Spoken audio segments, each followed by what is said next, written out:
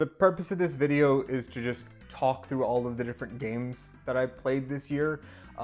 By the end of the year, I came down to it and looked through all of my scripts and saw just a bunch of unfinished things that were either too short to make a full video on or felt too long and rambly, and so I wanted to cut them all down to the best parts of them and just put them together in a condensed sequence. And now you might be saying, Alex, isn't this just like Donkey's best of the year videos? And yeah, duh. I've been ripping off Donkey on this platform since the beginning of my career. What made you think I was gonna stop? All content is derivative. And speaking of derivative, hi there friends, it's me, your favorite, and we're gonna talk about all the Nintendo games I've played this year. I'll branch out next year, I promise. Game. What defines a game? While Wikipedia and Google have their own definitions, the Ape Escape series is definitely a game. You'd never look at a premise so simple and obvious and expect the kind of things that this series would throw at you. But like a monkey at the zoo, it's got a lot of shit to throw. Tisk, silly child. Don't you know the mysterious traditions of Japan? I streamed my first experiences with these games along with my friend Tiny Ghost, and it was a blast. From Ape Escape 1's beautiful 4Kids-esque dialogue, I insist that you bring the Peak Point helmet back to me immediately. Bring it back? Are you kidding? I'm sorry, Professor, but it's too late. to Ape Escape 2's introduction of the Freaky Monkey 5. To the beautiful and confusing moments of Ape Escape 3's Simian Cinema. The Amazing Rabbi.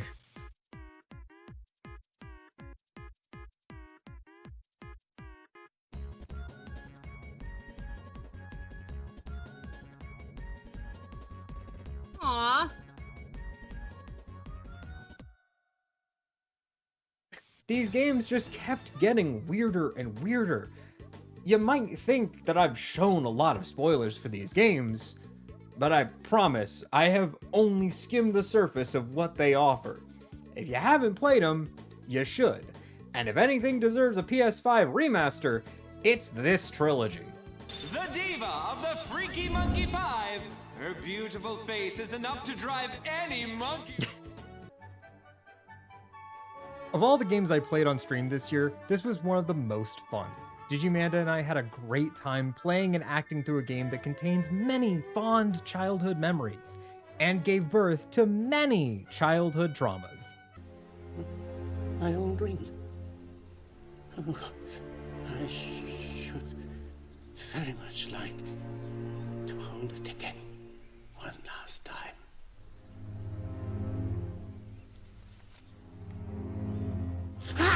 Twilight Princess didn't do a lot of new things. The exploration was a bit stunted compared to Wind Waker, and the character designs were an aesthetic choice that was made.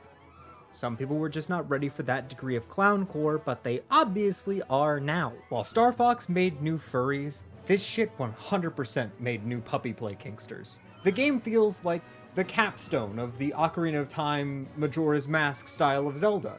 You weak man, I am the greatest swordsman in the— oh, cool. Is that made of, like, Zora coral? That's awesome. And where Wind Waker and Skyward Sword experimented, Twilight Princess feels like one last tip of the cap to the progenitors of the three-dimensional Zelda. The feeling of playing D&D for the first time is something a lot of people hold very dear.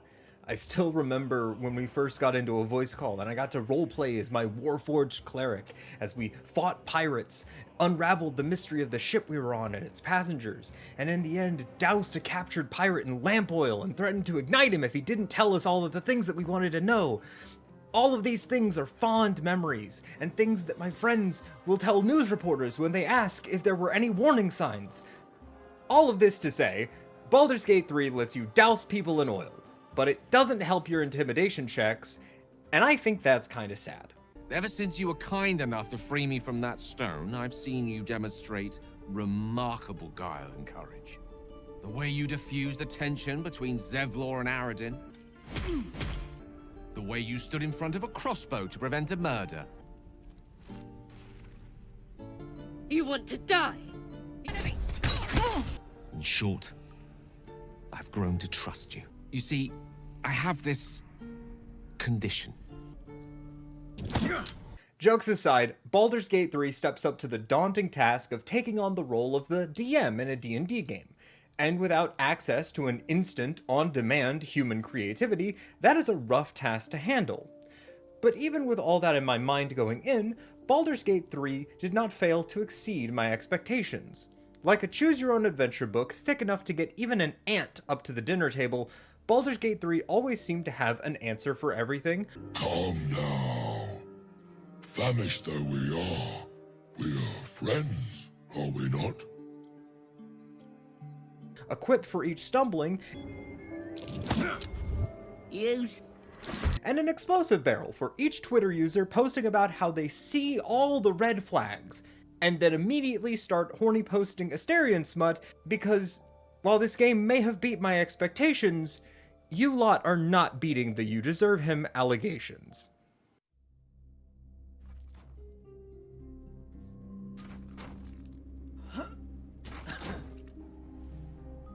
Why? Because I want that twink obliterated! Yes! How? God! Year after year, Zelda fans worry. When will we see Groose again? They ask. And Nintendo answers with HD Remake. When Tears of the Kingdom first got shown, I was really worried that it was just going to be Breath of the Wild HD. But luckily, I was wrong. They put some caves in it. Conrad, that's a hole. But Tears did more than just caves. They also added a fifth of the map as sky! Okay, fine, I'll stop being shitty. The real improvement for me is in the gameplay. Expanding the mechanics in a way that invited a level of creativity and freedom not seen out of a 9-year-old's first trip to Legoland. Put them in their baby seat incorrectly and get into a car crash. Tears kept the combat system mostly unchanged, bringing in revamped enemies, some old classics, and new, and more specifically, unique bosses. All my fellas. All my fellas. All my fellas. All my fellas.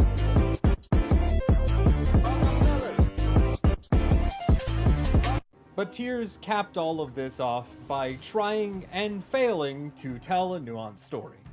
This was my major gripe with the game. Instead of giving Ganondorf a backstory and explaining why he is the man he is, we got the same explanation we got with Ocarina. He's bad because he's evil. Why do you do that? Evil. Why do you say that? Evil. What's he become? Demon King? What's part of a complete breakfast? Secret Stone? Is it a bad game? No, it's a very solid game. I got a lot of enjoyment out of the gameplay and atmosphere of it. It's just always sad when you give a skilled team the tools to tell a great story and it just falls flat. In all categories, it is a step beyond Breath of the Wild, but it makes you wonder if it could have been a leap beyond.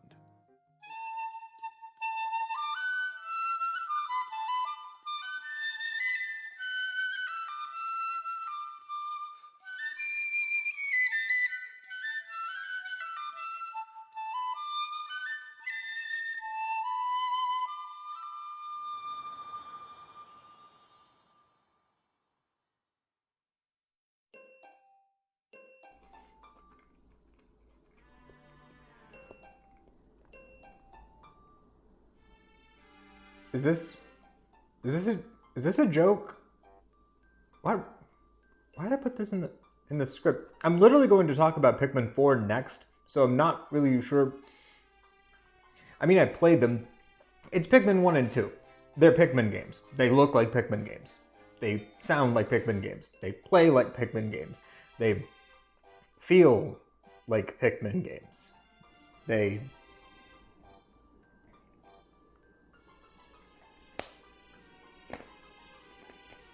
taste like Pikmin games. That might have been the weirdest thing that I've filmed this year, and I am counting my last video. But yeah, no, they're Pikmin games. They're both really good, and now that they're on the Switch, you should go play them. And yeah, that's all I had for this segment. I didn't have any good jokes for this segment, so I just decided to sensually eat a carrot. Badly. Pikmin 4 had a lot of room to work. While there were definitely ways that it could have been disappointing, it would have been difficult to achieve those, given the community's expectations coming in. I have plans that I cannot share with you right now because the haters will sabotage me. I have plans that I cannot share with you right now because the haters will sabotage me. I have plans that I will not share right now because the haters will sabotage me, but I got some stuff in the works. The task of taking Pikmin 2 and scraping all the trauma off the top to deliver a game that didn't feel like God hated you for playing it was likely a daunting one. But Pikmin 4 captured that adventure of Pikmin 2's cave diving, the polish of Pikmin 3's AI, and rounded off with that Pikmin 1 sense of exploration in the overworld. And Hey Pikmin was released on the Nintendo 3DS family of consoles, so everything had its place. No, not. A charming game with plenty of polish, actual effort put into its marketing, and enough care given to make the r/Pikmin community turn normal for like 3 days. Leave me alone! Akira! The game isn't perfect, but the issues aren't major. Sometimes the AI is a bit wonky, sure, and maybe there are some things that could have been, better optimized for a game with a single-player focus. But nothing tilting. Nothing controller-snappingly bad. Nothing that could cause a rage that could maybe shift the trajectory of a happy marriage forever. Nothing like that. Hands outstretched for just a crumb, just a speck of mech game. And FromSoft granted the people an Armored Core, which I haven't played yet. But I did drop a few good hours into the Breach this year. You had to have seen this twist coming. The title card was all different, and it was all trailer footage. Into the Breach is a strategic mech-themed game where you are a group of mechs and their pilots sent from a different alternate timeline to help save the world from big bugs. The key to the gameplay is that the game will tell you all of what is going to happen next. When you end your turn, you know what the enemy will do, what attack it will use, what environmental object will do its thing, and where. And you have your limited turn and your limited resources to solve the problem. And you shouldn't feel bad because it wasn't your fault, puppy. Accidents happen. The game will often present you with times where there is no option. Either you fail a secondary objective or allow a building full of people to get destroyed by the bugs. Or by you. It really makes you question how you want to go about helping this world and its corporate overlords survive an apocalypse, especially once you realize that this is the second apocalypse it's already survived. Down to the end of the year, and Nintendo brought out one last gem to tide us all over until they give us a real Mario game next year. As a big fan of Super Mario World, I feel that Wonder is a spiritual successor to it, in a way that the New Bros games never quite grasped. The game is good. You got 3 new power-up. You got 2 new power-up. We got a new power-up. We gotta stop letting them get away with it. We can't keep going ooh and ah every single time they bring the same thing back to us, but just reworked a little bit. Granted, they did introduce the badge system, which is nice, but when you give the best badge up front, it's hard to justify swapping them out unless forced. Parachute cap. My beloved, look me in the eyes and tell me you used the spring shoes badge outside of badge challenges. Look me in my eyes and tell me that you used the invisibility badge willingly. Do it. Lie. In front of God.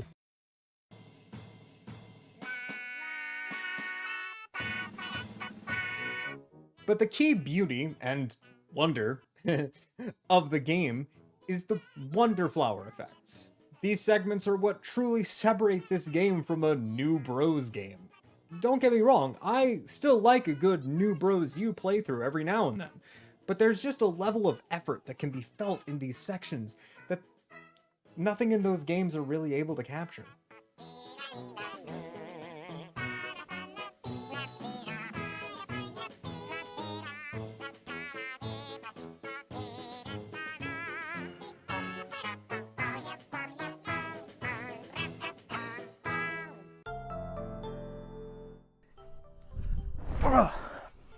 Bar cleared.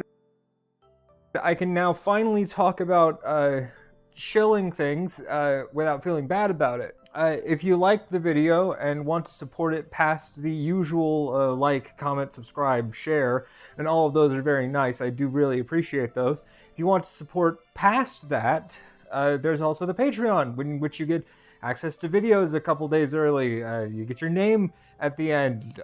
You get access to that part of my my Discord server where I actually have notifications turned on. And all that for just $1 and not a single cent more.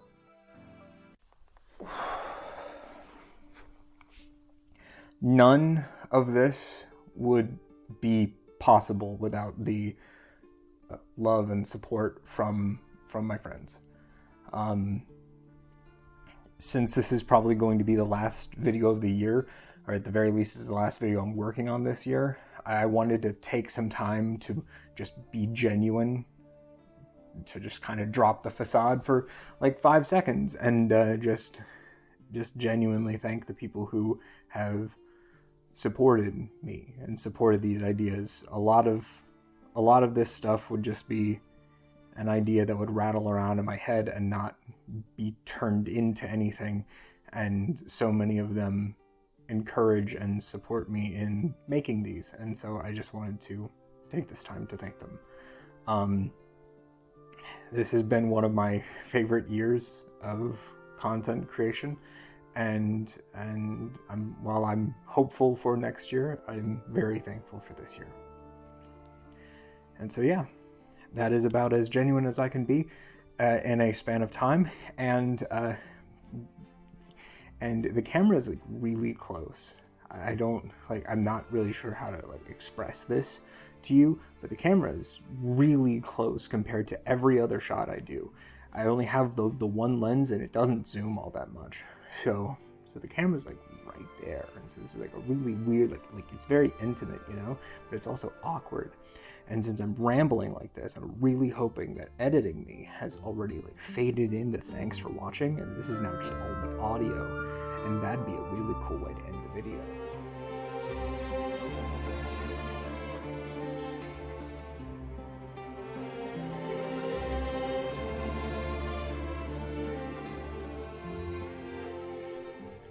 So you're probably expecting me to, at this point, tell you what my game of the year was, right? The very end, so this is where I get the secret game. What was his game of the year? Well, that's the thing, I already told you. You might not have caught it, but I said it earlier in the video. You see, if you take the first word of every segment except for this one, it tells you. But since you made it this far, I'll be nice. I'll cut them all together for you. The game of the year is Pikmin 4 hands down. Bark. None